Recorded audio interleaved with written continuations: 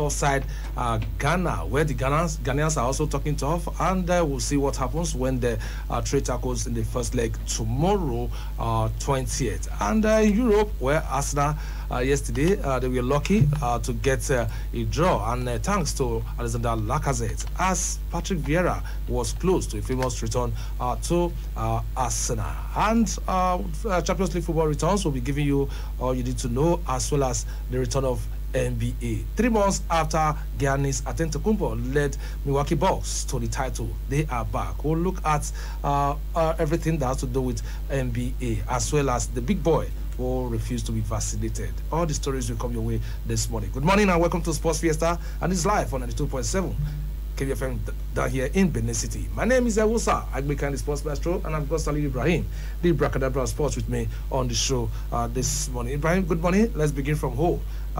The new football calendar that wants to be discussed with men's national team, men's national team coaches, as well as the Bayana World Cup. So many things are up for debate, even the players' welfare and so many other things. That will take place tomorrow, today, Tuesday, and also on Thursday, and it is going to be a video conferencing. Genotra is involved because of the Super Eagles and so many other people. Do you think this 2-year World Cup every 2 years will really be favorable to Nigeria and other countries? Because the IOC, I understand, they are also looking at it, that it could also affect their own plans. Well, I've said my piece on having the World Cup every 2 years. I don't think it is something that should be done. I think the World Cup is so special because it is not that it doesn't take place every year. You have to wait 4 years, just same as the Olympics, same as the Commonwealth Games, same as the African Games. You have to wait a couple of years before you have events like that. So it's not something that you do every year. I know some people could argue that okay, how about the Champions League? We watch it every year and it's still exciting. It doesn't lose its value. Well, the Champions League occurs because you play the leagues. The leagues are played every year. Every year, every season you have a league. So every season you should have who is the champion of champions, so to speak.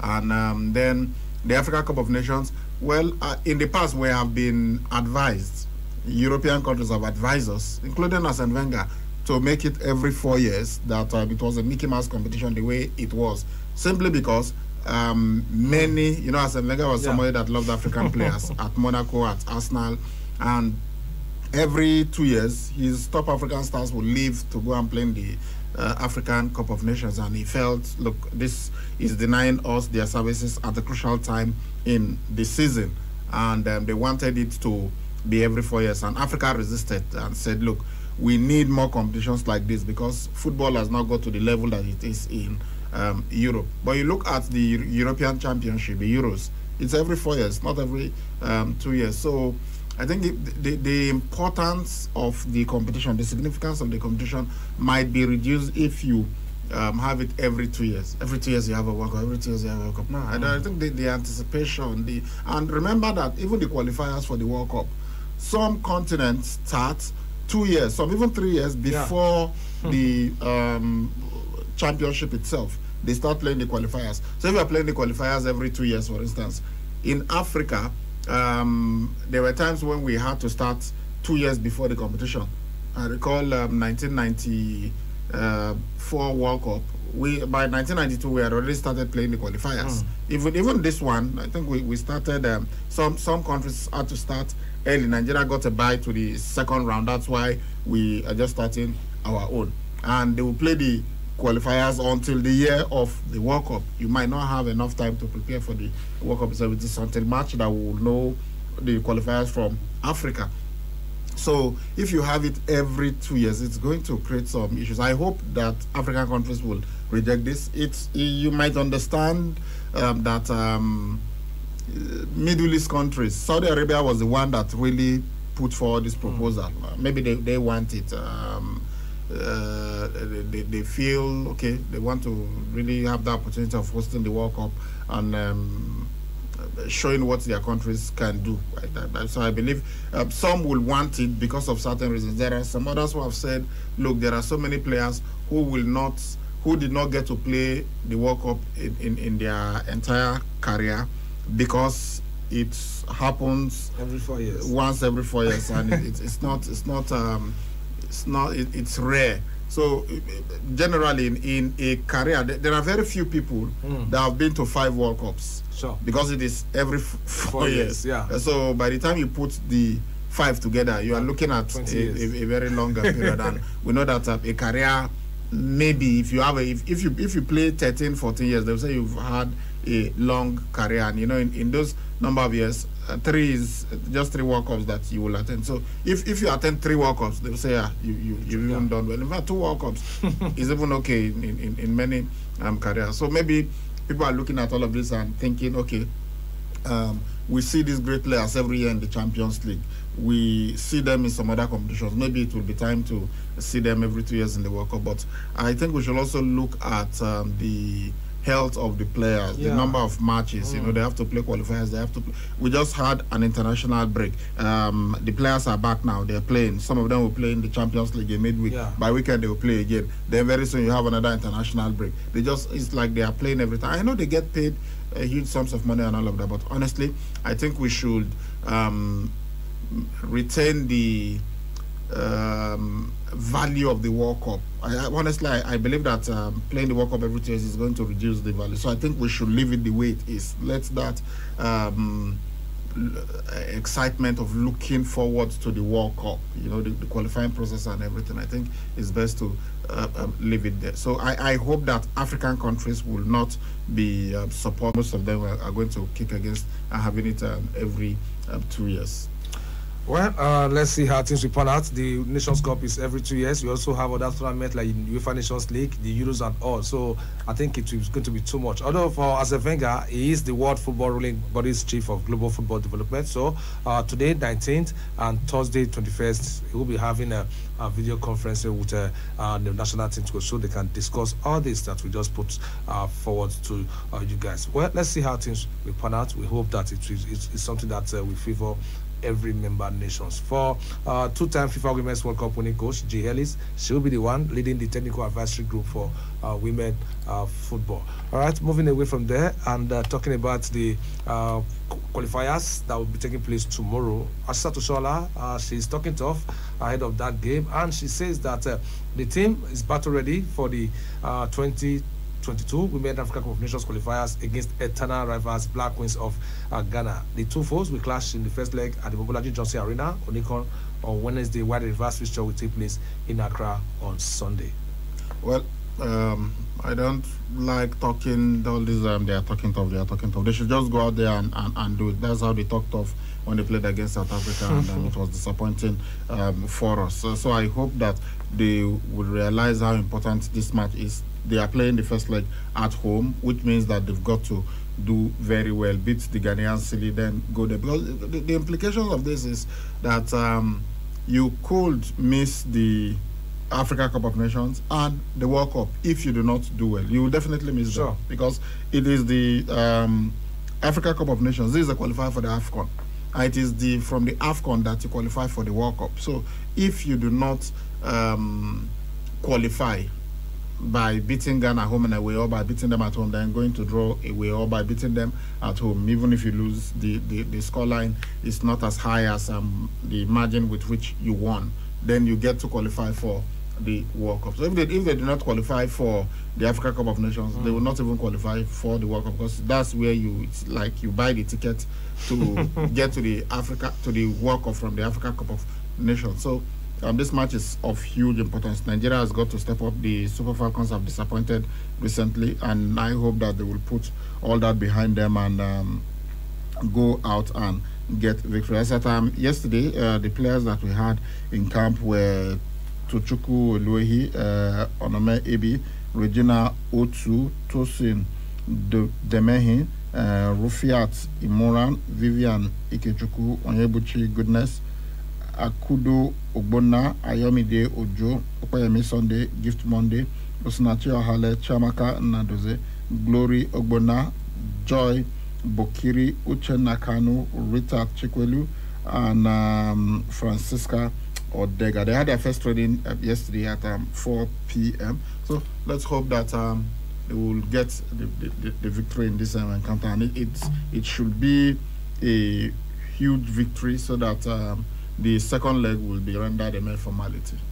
We hope so, and the Ghanaians also are talking tough, trying to stop the Super Falcons' dominance. I know he's saying that the president of the Ghana Football Association, called Simeon Okaku, she said she has called on the Black Queens to put an end to that dominance. So let's see what happens tomorrow. And for Sister Toshoala, kudos to her. She has been named on the FIFA Technical Advisory group, talking about TAG. TAG is comprises of players, coaches, referees, administrators, sports scientists, and executives. Features representation from each of the 6 continental confederations.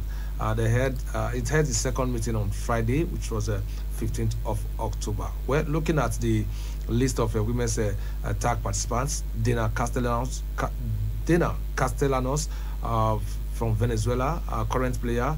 Desiree Ellis of South Africa, national team coach. Laura George, France, administrator / former player. Emma Hayes, England, club coach. Lindsay Horan, USA, current player. Karina LeBlanc, Canada, former player. Then also you've got Christine Lilly, United States, former player. Alex Morgan, USA, current player. Doreen Naboya, Kenya, administrator. Assistant Oshoala, Nigeria, current player. Mark Parsons, England, club coach. Ricardo Rambo, Brazil, national team coach. Wendy Renard, France, current player. Harley Riley, New Zealand, current player. Lotta Schelling, Sweden, former player. Don Scott, England, sports scientist. Kelly Smith, England, former player. They also have Bibiana Stenhouse, Webb, Germany, referee. Pierre Sondage, Sweden, national team coach. Joga Vida, Spain, national team coach, and Son Wen, China, former player. So these are the people that made up the TAG Technical Advisory Group, of which we have our own Assistant Oshoala. All right, moving away, let's go on our first break on the show this morning. When we return from this break, we'll be giving you more on the show. Just stick to this frequency. Don't go nowhere. Do you know that following people without their consent is stalking and it's an offense? Don't be an offender. We give our consent for you to follow us on all our social media platforms. On Facebook at KUFM Nigeria, on Instagram at KUFM Nigeria, on Twitter at KUFM Nigeria. Check out the latest pictures and videos and catch breaking news, entertainment gist, trending issues and happenings on social media by following us at KUFM Nigeria across the various platforms. KUFM, turn on excitement.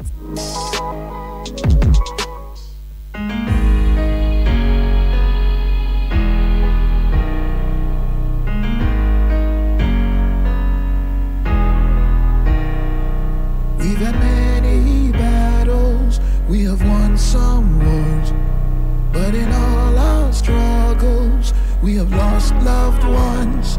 It may be cloudy outside, but not for very long. We will surely see the sun, 'cause we know no matter the weather, no matter the tide, we go there together. We stand by your side. No yawa, no problem. Go fit stand to fight us. We go stand together. We go beat them down.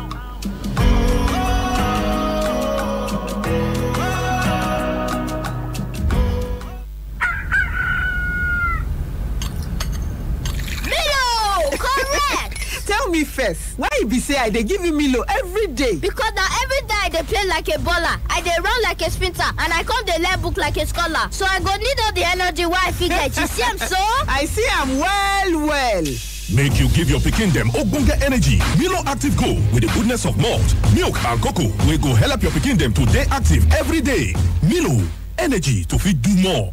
Uncle Dentist, what be cavities and how Colgate take they protect my teeth from cavities? Say they use comfort? No, dear. Now, hole for teeth they cause most tooth pain will be cavity. But if you use Colgate Maximum Cavity Protection, take brush every day. The confirmed formula could help keep natural calcium inside our teeth. We could protect them from tooth decay. Time don't reach to upgrade to the world's most chosen toothpaste, Colgate. Because Colgate locks calcium in. Yes, cavities out! And the Nigerian Dental Association, they recommend Colgate. More the way when my customers and they take they enjoy this Checkers custard and hey, since I open shop today now so Checkers custard and just they ask me, Madam, summer me one big container of that your Checkers custard because the way when my picking them they lick plates every time I give them, it they torture me for body. Yeah, mommy don't buy Checkers custard again.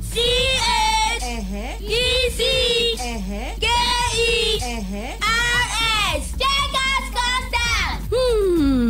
Checkers custard or we no get rival. Checkers custard. Now this one be custard.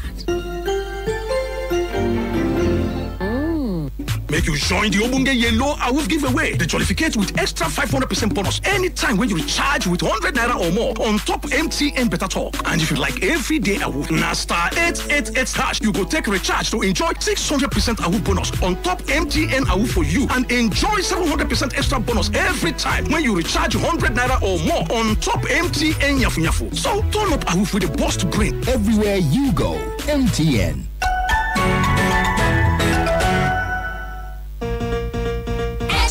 Extra 10% extra. Your healthy Kellogg's breakfast has got extra 10% extra. Just the Kellogg's sachet now 99 naira. That's right. Now stay active and alert with the new and bigger Kellogg's 90 naira packs. Your favorite Kellogg's Cocoa Pops, Moon and Stars, and Corn Flakes is now available in 90 naira with 10% extra introductory offer. Go grab it now. Breakfast time is Kellogg's time. Honey? Yes, dear. I'm tired of the poor power situation. Every time I stock the fridge, I come back to spoiled food. I think it's about time we go solar. How? With Vertical Solar, we can have all our appliances and electronics powered by solar, and they allow us to pay small. We can pay installmentally with as low as 36,000 naira monthly, spread across 12 months. Tell me more. I know you like the idea of paying small. Vertical Solar range of products can power all household devices, including air conditioners and water pumps. What are the benefits of solar power? We are talking uninterrupted power supply, no monthly electricity bill, no more spending on generator, and no more generator noise. I see. But how can I locate Vertical Solar? Head now to 28 Country Home Metal Road off Ajib Junction, Sapler Road, Benin City, or Blossom Mall beside Stop to Shop stores, DBS Road, Asaba. Or you can call them on 0816-170-1105 or 0703-623-4843. You can also send them an email on info@verticalsolar.com.ng. Vertical Solar, your lifetime power partners.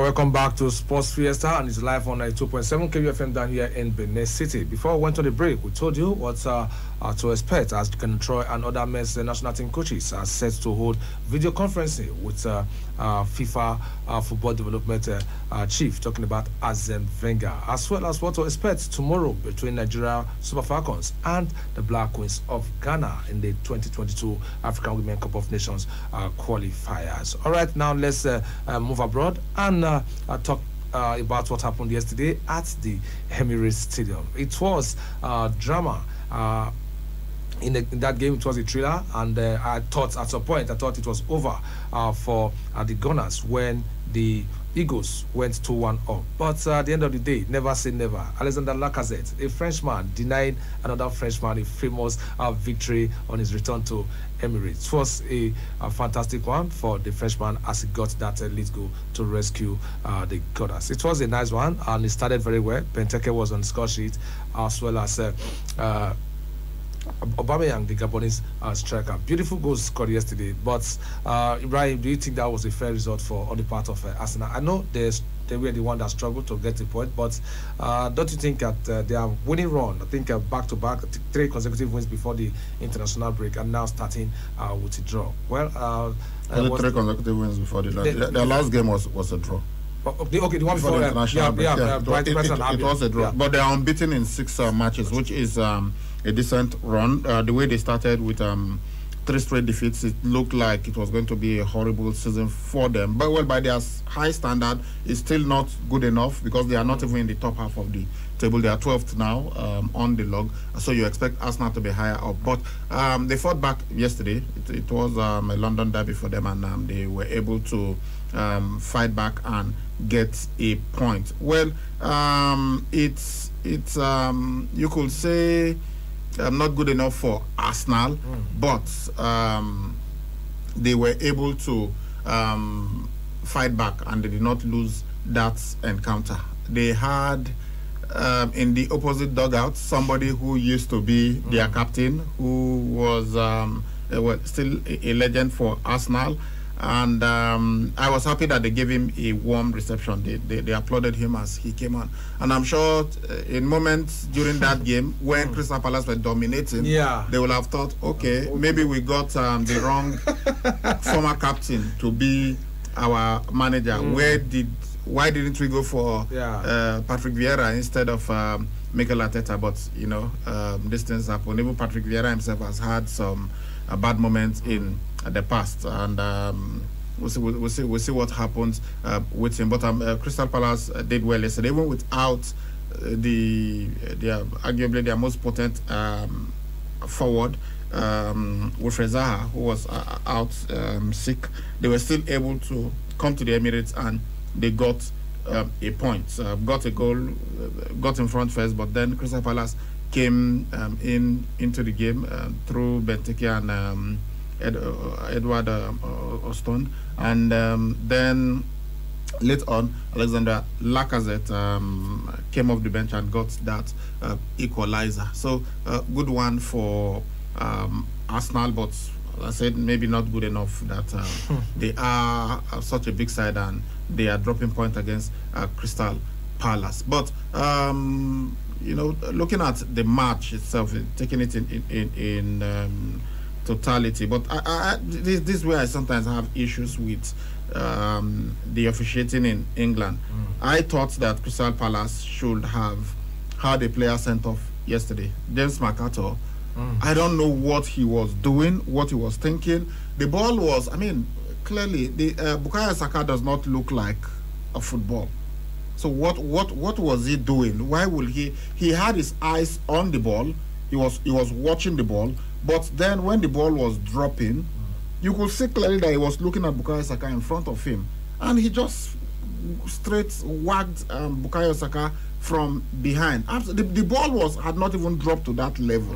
So there was no way you will tell me, oh, he mistimed it. He was attempting to kick the ball, and then it was a mistake, and it looked deliberate to me, and I'm wondering why he was not given a red card. Instead, he got a yellow card from Mike Dean. And some Arsenal fans, just the way Chelsea fans have complained about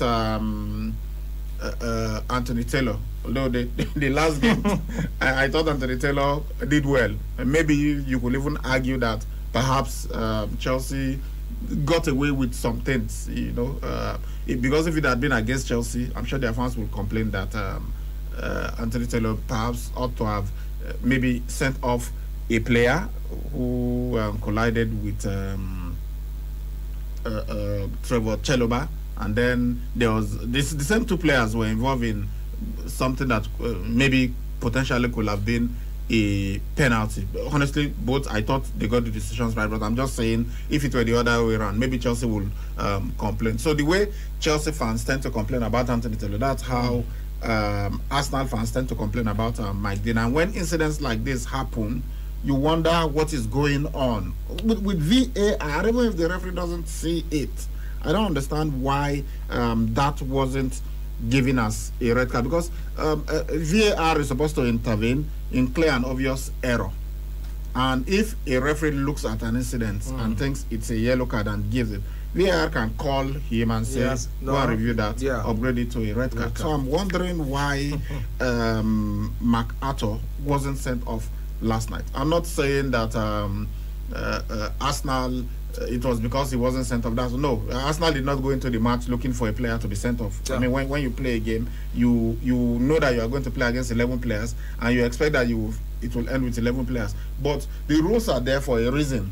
When somebody does something that is against the rules, then the person should be punished. And honestly, I don't understand why James MacArthur was not sent off yesterday. And Bukayo Saka eventually even went off injured, which tells you the intensity of that kick. Because if you watch, the more you watch it, the more shocking it looks.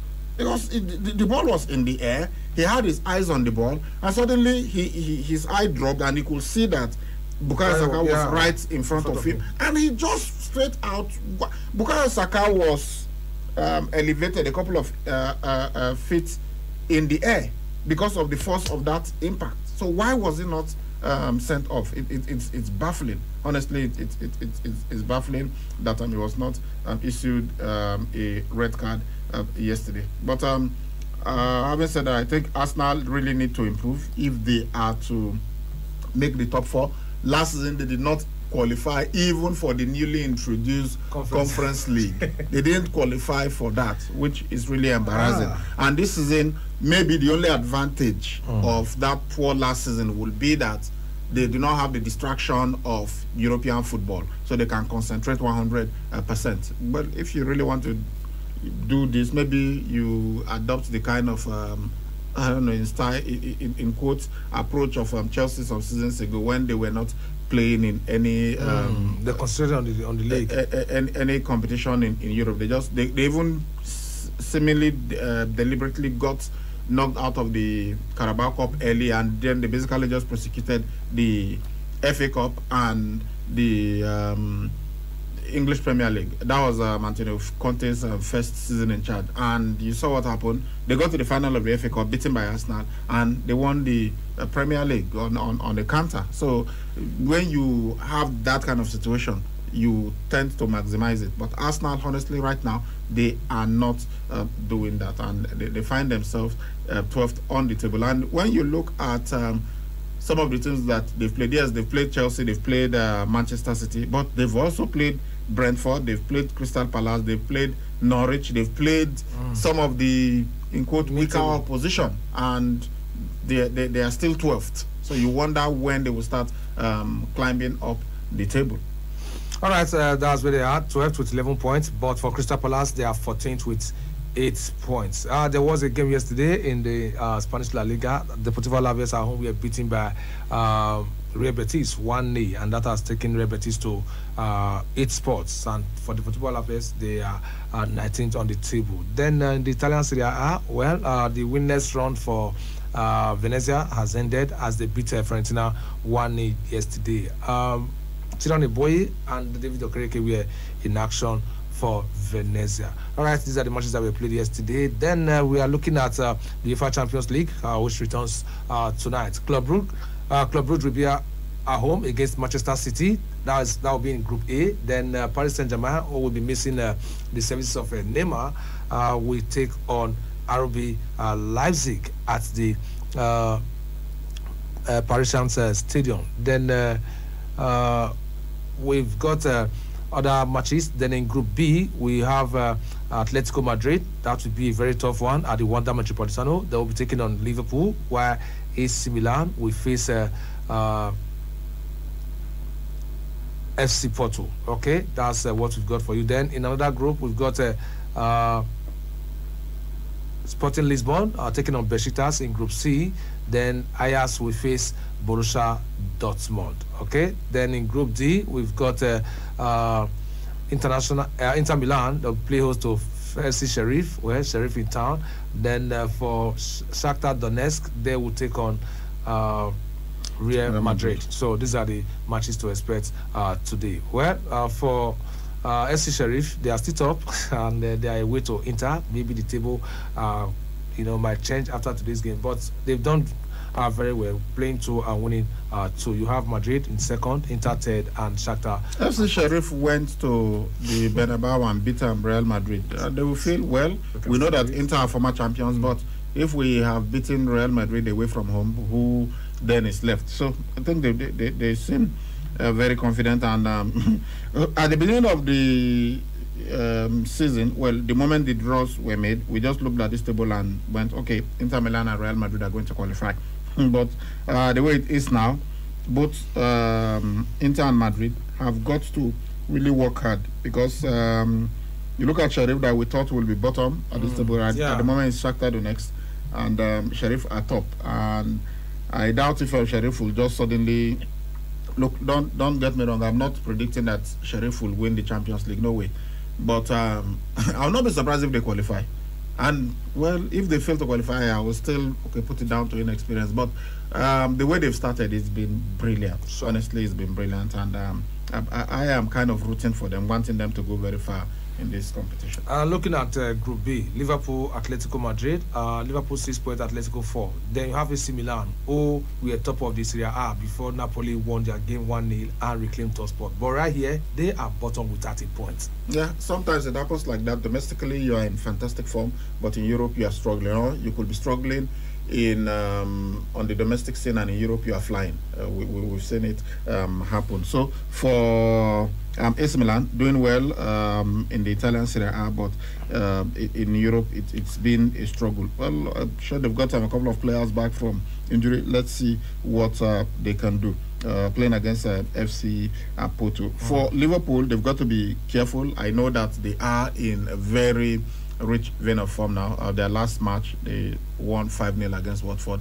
But believe me, it's going to be a different proposition today. Atletico Madrid are not Watford. They are notoriously difficult to score against. But if there is a team that could unlock that their stubborn defense and tear them to shreds, I believe it is Liverpool. However, they've got to work extremely hard to get things their way at the Wanda Metropolitano. All right, in Group A, where we have Paris Saint-Germain, Club Brugge, Manchester City, and RB Leipzig. Leipzig, they are still searching for their first points as far as Group A is concerned. But for City, they will travel to face Club Brugge with 3 points, and the hosts are on 4 points. I think that group is open. It's make or bust for Manchester City. If they fail to win, it will be difficult for them to qualify. Honestly, it's going to be extremely difficult for them to qualify, because if they fail to win, it means that let's say they get a draw. Club Brugge will be on 5 points. They will be on 4 points. Leipzig will, I believe that PSG will beat Leipzig, so PSG will go to 7 points. So City have got to watch it. They've got to watch it. They have to get a result today, and that means they need to beat Brugge. If Brugge can hold them up, if Brugge wins this, it will be very, very difficult for them to win, because they will still have Paris Saint-Germain to play, which is not going to be easy. We know how stacked PSG are in terms of talent, but I believe that Man City will qualify from this group. That was our prediction at the beginning, but right now they find themselves third on the log, which is not a nice place to be, because third means you drop to the Europa League. Well, the consolation could be there, or they'll go to the Europa League and win it. But I'm sure if you find yourself in a group that has RB Leipzig and Club Brugge, you feel that you will qualify along with Paris Saint-Germain. But now they are not doing that. So, and the only win that PSG has had has been against them. PSG failed to win their game against Brugge, which tells you how good the Belgian side are. So Manchester City have got to watch it, and you feel they need to win today, otherwise it's going to be a very, very difficult championship for them. Remember that Pep Guardiola has said several times, if he doesn't win the Champions League with Manchester City, will consider his time at the Etihad as failure, and you feel this is the time for him. He's got to try and win it this year. They got to the final last season. They've been to the semi-final a couple of times, but so they can still push. Not work out. All right, for the last group, Ajax, Borussia Dortmund, they are both on 6 points. Then Besiktas and Sporting still searching for their points. So the group is not that open, but it seems that Ajax and Borussia Dortmund, with the form they are right now, if they can get 2 more wins, I'm sure that will be up for it. Then Europa League, there's a game today in Group G that is between Celtic and Ferencvaros, and also you've got Real Betis to take on Bayer Leverkusen. So that is what to expect in Group G of the Europa League. Okay, now let's talk about the NBA. Then if we have time, we'll come and talk about the transfer updates as far as I'll look up to the closing ceremony today of the National Youth Games taking place right there in Ilori. We'll be giving you the latest from that game. So, okay, moving to the United States now. Ibrahim, NBA returns after Giannis Antetokounmpo led the side to win the title. Tonight we'll have 2 matches. Remember, it's going to be Wednesday morning, 2 matches, but on Thursday we have so many matches. We'll be giving you the fixtures. But what are the expectations? A Hall of Fame band player refused to be vaccinated. A superstar point guard desperate to find a new club. One of the greatest of all time, desperate to prove he still got it. We are talking about Kyrie Irving. Yeah, talking about Giannis Antetokounmpo and also LeBron James. Yeah, expect fireworks as usual in the NBA. There are never dull moments in this. Always exciting matches, you know. And we've waited a long time, and now the NBA is coming back around. And this time it's going to be much different than what we've had in the past, going into a bubble and all of that. So tonight, Brooklyn Nets versus Milwaukee Bucks, and then Golden State Warriors taking on LA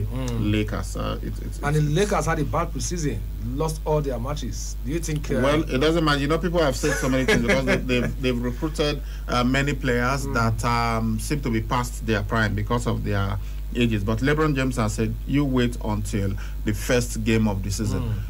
Losing all your matches in preseason doesn't take any point away from you on the proper table. Sure. And winning every match in preseason doesn't put even 1 point on your table. So wait and see what happens. I believe against the Golden State Warriors, these teams have battled themselves in the past a couple of times. So 2 clubs that really know how to win, and it's going to be a very good test for the LA Lakers. So the Golden State Warriors themselves, last season they didn't even make the playoffs. So you know how poor they have been. So but if the LA Lakers can beat them, then they will feel okay. We are back. All those forget what happened in preseason. For Milwaukee Bucks, the reigning champions, led by Giannis Antetokounmpo, I'm delighted that they won the title last season, but they will know that in the NBA, if you do not play well, nobody is going to just hand championships to you. You've got to really come out and do your stuff. And for Brooklyn Nets, who will be missing, will he be playing? Yeah, no, he won't be playing because of the COVID stuff. I don't know. Well, it is his choice. It's his right, whatever he wants to do. But I think maybe if you want to continue being a professional and knowing what's happening, I don't know why. Maybe he's got scientist friends or doctor friends who have advised him not to take the vaccine or something. But I think that it has been proven that the vaccine is safe, and I really don't understand why he will insist on not taking it. But as I said, it is his choice. But you can see now it's not really working out well for his club. Well, they are away. Maybe that's why. Perhaps when they play at home, maybe he will be able to. That's the main issue.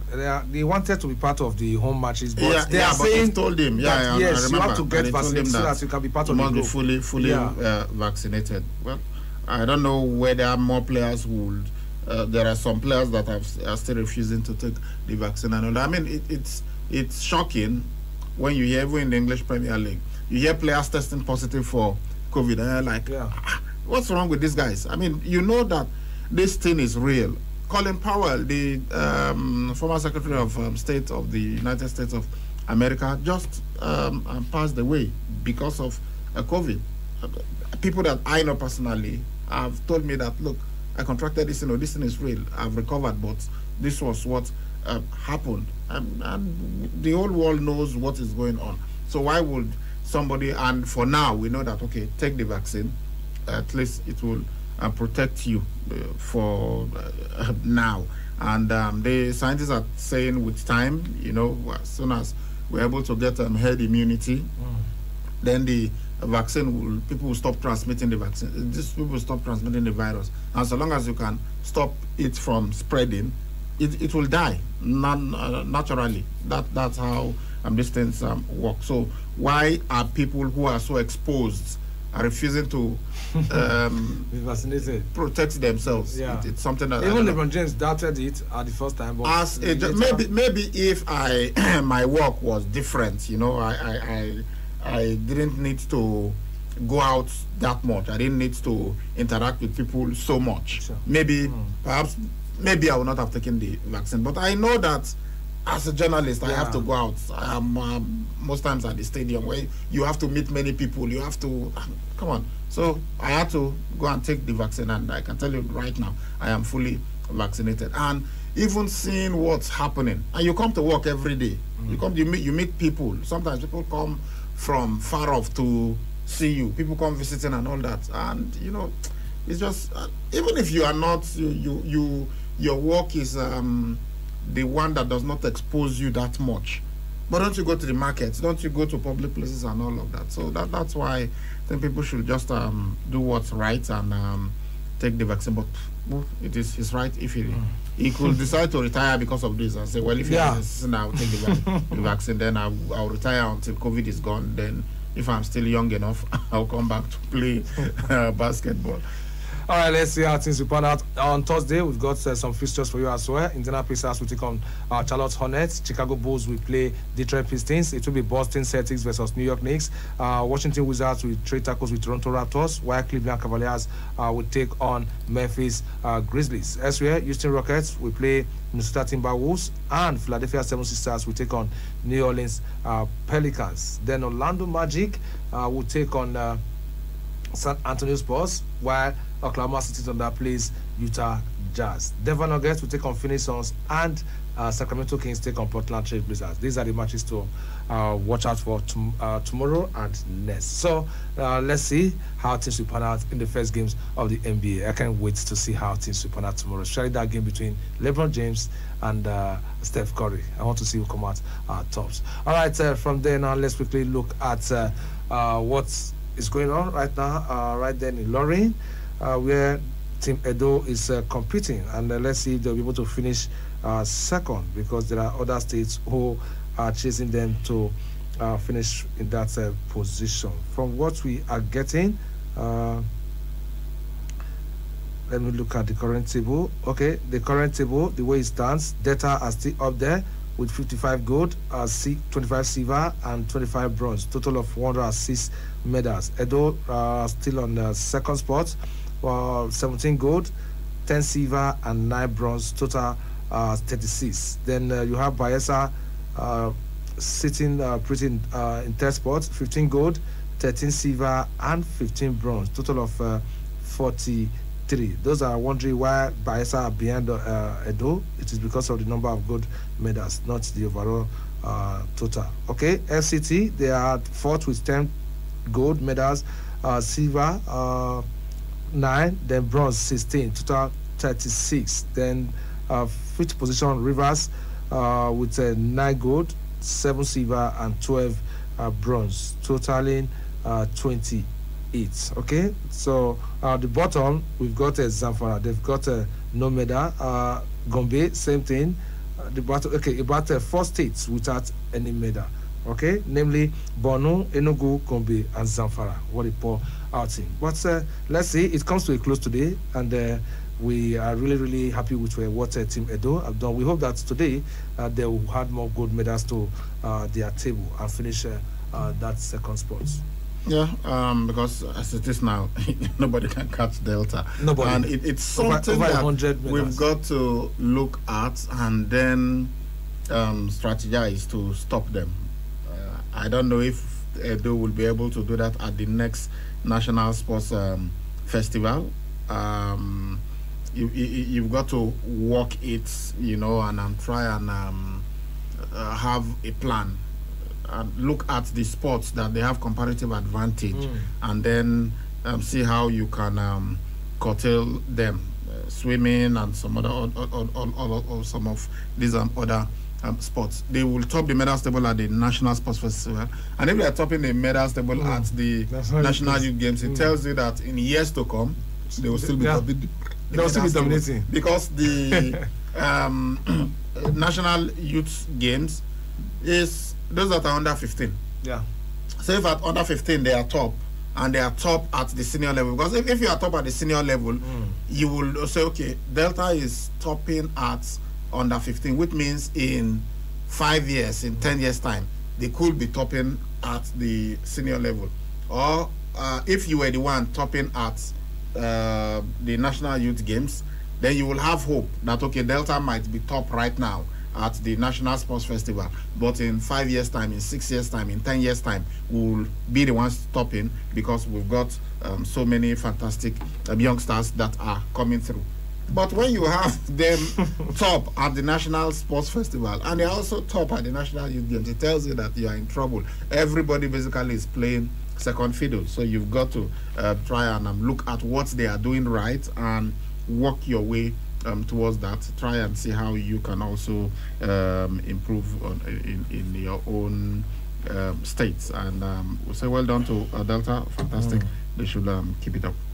All right, let's look at the messages. So before we look at the messages quickly, let's go through what happened on a Monday Night Raw last night. Jinder Mahal took on Xavier Woods, one of the semi-finals for the King of the Ring tournament, and it was Xavier Woods who won this fight, hitting Jinder Mahal with a huge elbow. So Xavier Woods through to the final of the King of the Ring, where he will be taking on the Prince Finn Balor at Crown Jewel. Austin Theory versus Jeff Hardy. Last time out, Austin Theory won against Jeff Hardy, and then he attacked him afterwards, and then posed for selfies with the prone and unconscious body of Jeff Hardy. Well, this time Austin Theory won, but Jeff Hardy then attacked him, hit him with his mountain, and then also took selfies with him and when he was unconscious. Big E and Drew McIntyre, they teamed up once again, and they took on the Dirty Dogs. That's Robert Roode and Dolph Ziggler, and it was Big E and Drew McIntyre who won this encounter. Cedric Alexander versus Mansoor. It was Mansoor who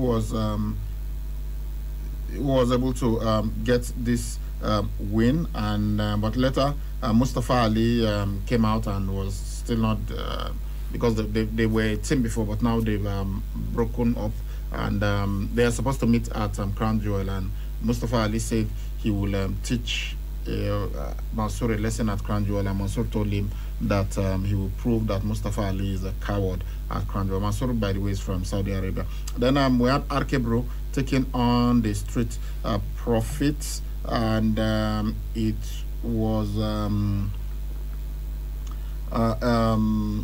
while this fight was on almost, and AJ Styles came in, and this led to a disqualification. Then Shayna Baszler took on Doudrop. This was for the Queen's Crown semi-final, and it was Doudrop who won. Shayna Baszler had her in the Kirifuda cloth, but she was able to maneuver her way and got the upset victory. Finn Balor took on Mace, and Finn Balor got the win.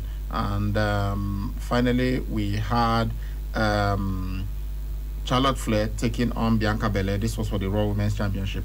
Charlotte Flair deliberately got herself disqualified. I know once you lose by disqualification as a champion, you don't lose your title. So that's what happened. All right, let's see if we can take one or two messages. This one says, good morning, guys. I don't know how the referee missed that red card for Palace player. If that was Nigeria, we will insult the referee and there will be problem everywhere. It goes to show that this thing happens everywhere. Kudos to Arsenal for not giving up, but a draw was not good enough. MC Gardner. This one says Delta is Nigeria's China anytime, any day, and FIFA president should remember that he was once a player. Sonny from Edo. Was he once a player? Which club did he play? Even if he was a player, he wasn't well known as a player.